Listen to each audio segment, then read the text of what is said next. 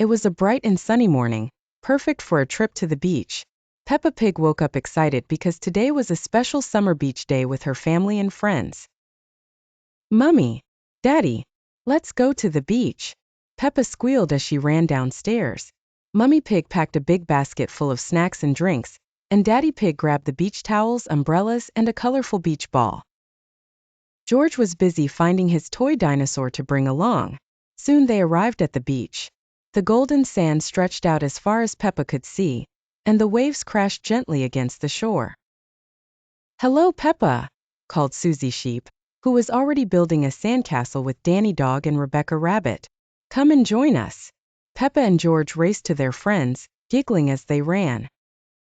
Peppa loved building sandcastles, so they all worked together to make the biggest, grandest castle ever. Daddy Pig even helped, but he accidentally stepped on the tower, making everyone laugh. After the sandcastle was complete, it was time for a swim.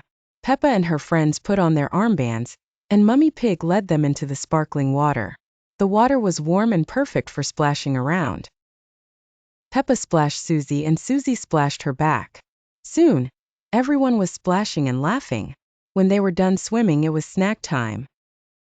Everyone sat under the big beach umbrella as Mummy Pig passed around sandwiches, juice, and watermelon slices. They ate happily, enjoying the cool breeze. Before leaving, Peppa's family and friends played a fun game of beach volleyball. George tried to join, but his toy dinosaur got stuck in the sand, so he cheered from the sidelines instead. As the sun began to set, the sky turned pink and orange. "What a perfect day," Peppa said, smiling at her family and friends. "I love summer beach days with all of you." And with that, they all waved goodbye to the sea and headed home, their hearts full of happy memories.